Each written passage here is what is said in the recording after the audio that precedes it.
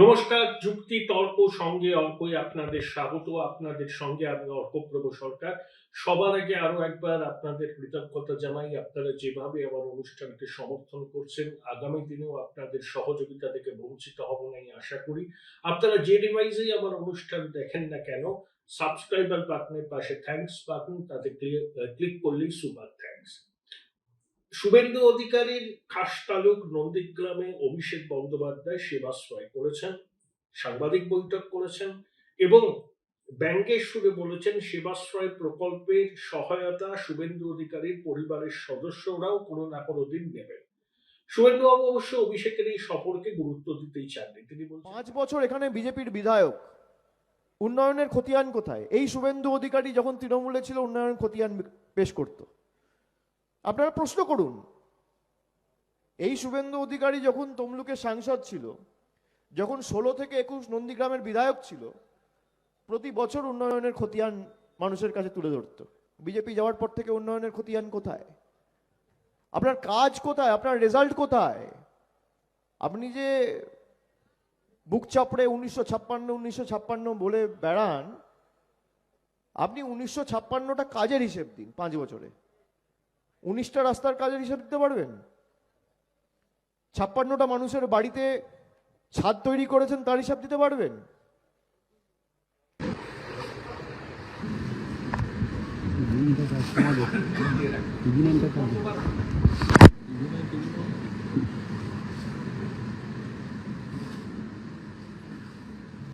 আমাদের নন্দীগ্রামে 4 বছর আপনার হাত ধরে নন্দীগ্রাম বিধানসভা এগিয়ে চলবে আমাদের প্রিয় বিধায়ক শুভেন্দু অধিকারী। ধন্যবাদ আমাদের প্রিয় বিধায়ককে, উনি ওনার কাজের খতিয়ান তুলে তুলেছেন। এরপর আপনাদের সামনে মূল্যবান বক্তব্য রাখছেন আমাদের প্রিয় বিধায়ক শুভেন্দু অধিকারী মহোদয়। 21-এর পরে আমাদের একটি মাত্র পঞ্চায়েত ছিল হরিপুর। আমরা যেহেতু পঞ্চায়েত সমিতি আমাদের হাতে ছিল না বা অধিকাংশ পঞ্চায়েত হাতে ছিল না, আমরা যে পঞ্চায়েত আমাদের এমএলএ ল্যাডের কাজ, বিউপির কাজ মানে টেন্ডার করে করেছে, তারাই বেশি টাকা পেয়েছে 23-এর আগে। 23-24, 24-25 সমহারে বন্টিত হয়েছে, 25-26ও সমহারে বন্টিত হয়েছে। তাই এটাতে আপনাদের বিষয়গুলি আমি কনফিউশন ক্লিয়ার করলাম। প্রথম দিকে এমএলএ ল্যাডের আপনার হরিপুরের কাজ বেশি আছে, প্রশ্ন কেউ তুলতে পারে অন্য পঞ্চায়েত, সেটা হয়েছে যেহেতু পঞ্চায়েতটা আমাদের ছিল বলে। অন্য পঞ্চায়েত আমাদের টাকা নিয়ে কাজ করেনি বা টাকা নিতে চায়নি, টিএমসি পরিচালিত। 23-এর পর থেকে 11টা গ্রাম পঞ্চায়েত বিজেপি পরিচালিত, তারা তাদের ক্ষেত্রে যতটুকু সামান্য অর্থ আনুপাতিক হারেই সকলে পেয়েছে। তিনি বলছেন প্যারাসিটামল আর ভাইরাস বিলি করতে অভিষেক এসেছিলেন, নন্দীগ্রামের মানুষ তা প্রত্যাখ্যান করেছে। এবং শুভেন্দু অধিকারী অভিষেক বন্দ্যোপাধ্যায়কে তো রাজনৈতিক ব্যক্তিত্ব বলে মনেই করেন না। তিনি বলেন যে হেলিকপ্টারে করে নেমে লিফটে করে উঠেছে, পিসির আলোয় আলোকিত, বৈভবের আস্ফালন, হাজার কয়েক পুলিশ কর্মীকে নিয়ে চলাফেরা করতে অভ্যস্ত, বাংলার মানুষের পালসও বোঝে না, মাটির গন্ধও বোঝে না। একথা ঠিক।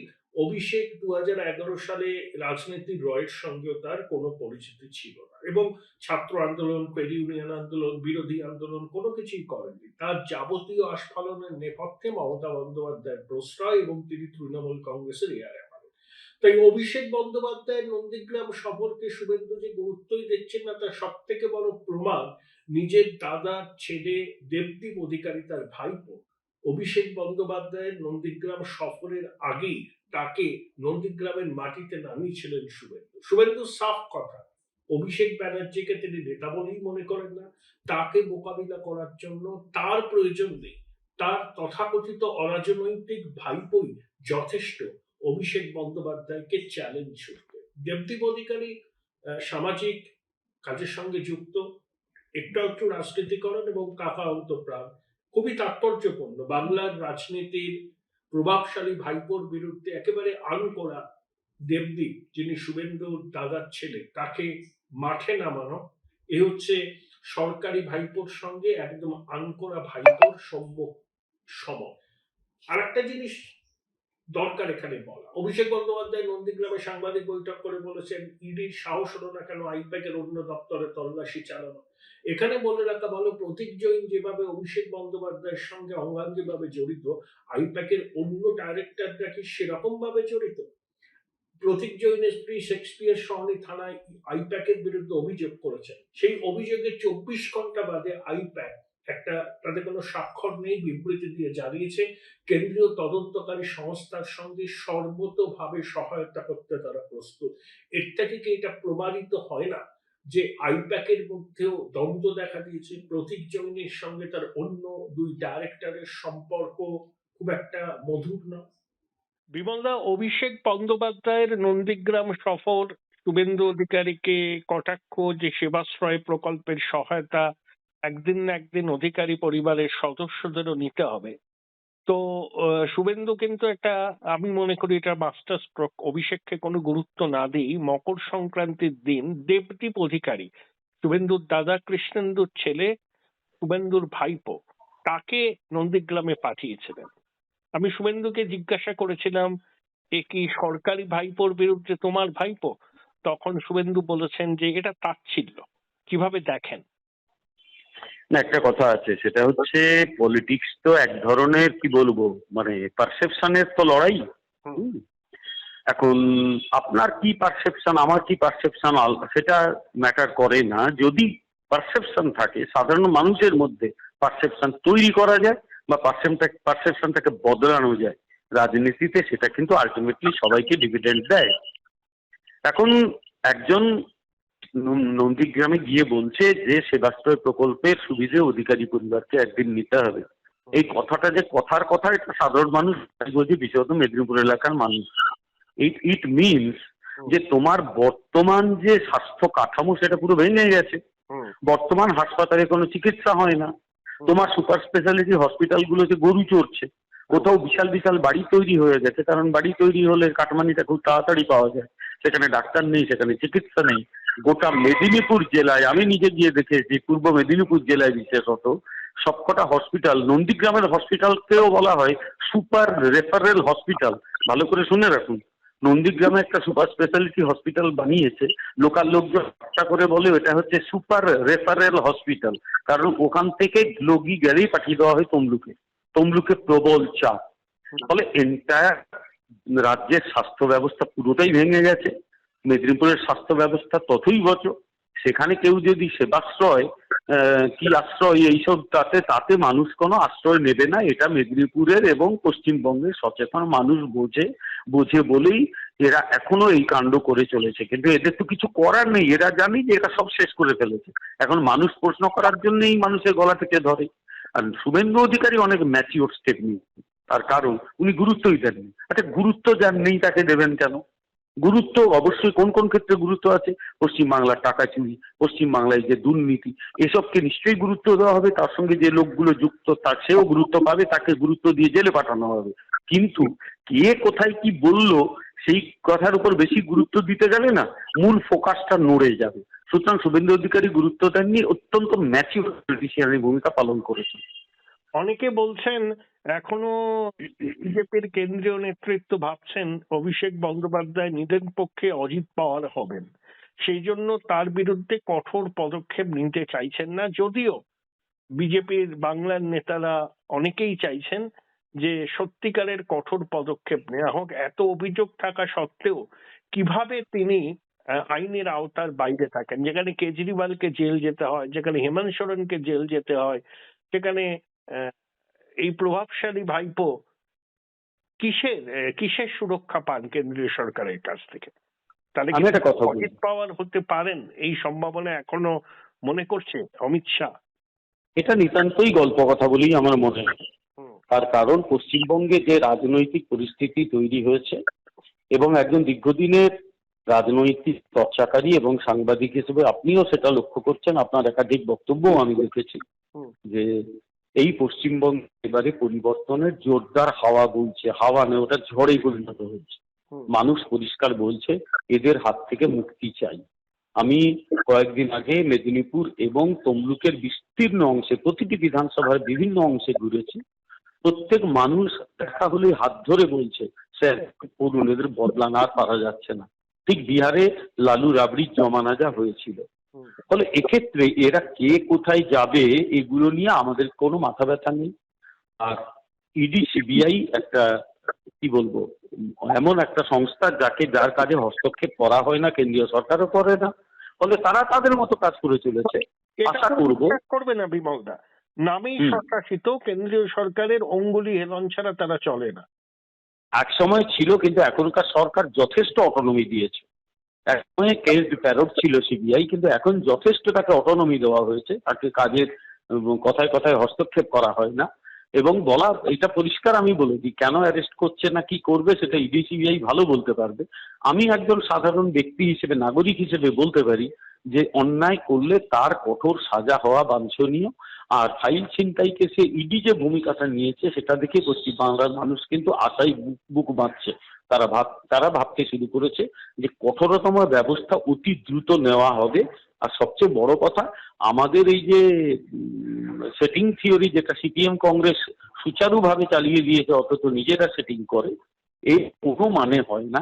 এইরকম একটা ভয়ঙ্কর মানে সমাজ বিরোধী, দেশ বিরোধী, ঐক্য বিরোধী দলের সঙ্গে সেটিং কোনো কালে বিজেপি করতে চায়নি, চাইবে না। ওটা সিপিএম করে, কারণ সিপিএম এই চরিত্রের লোক।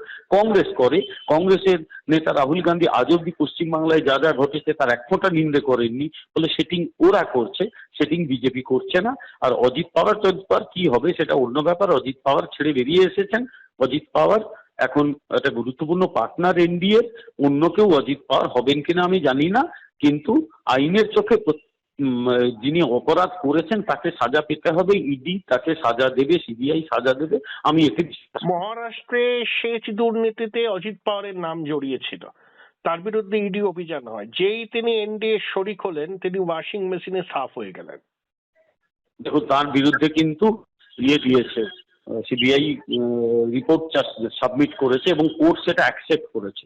আমার বক্তব্য, মহারাষ্ট্রের বিরোধী দল এর বিরুদ্ধে আদালতে যাক না, যে এই রিপোর্টে গোলমাল আছে, গলদ আছে।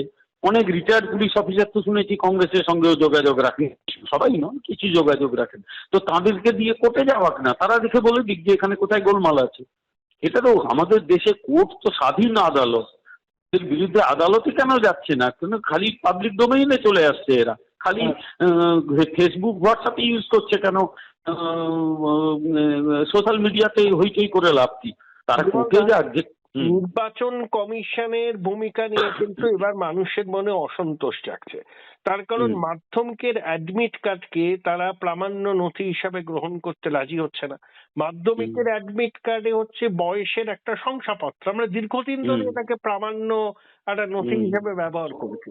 এখন হঠাৎ করে কমিশন যদি এরকম তুগলকি আচরণ করেন, তাহলে কিন্তু প্রশ্ন সর্বত্র উঠবে।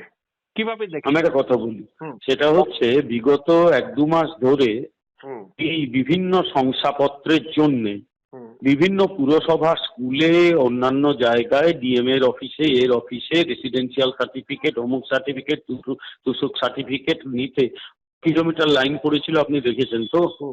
ন্যাচারালি এখানে যে গোলমাল হয়েছে সেটা নির্বাচন কমিশন বুঝে গেছে। আচ্ছা, যদি কিছু না হবে তাহলে ফর্ম 7 নিয়ে যারা যাচ্ছে অবজেকশন জমা দিতে, সেগুলোকে ধরে ছিনিয়ে নেওয়া হচ্ছে, বিজেপি নেতাদের অ্যারেস্ট করা হচ্ছে, গাড়ি ভাঙচুর হচ্ছে কেন? আচ্ছা, চাকুলিয়াতে এবং ফারাক্কাতে এইভাবে বিডিও অফিস তছনছ করে দেওয়া হলো কেন? কারণ একটাই, এরা প্রথম ফেজে ওই বিএলওদের ধরে অনেক ক্ষেত্রে যেটা করেছে সেটা হচ্ছে সমস্ত জাল অবৈধ ভোটারের নামগুলো কিন্তু তারা রেখে দিয়েছে।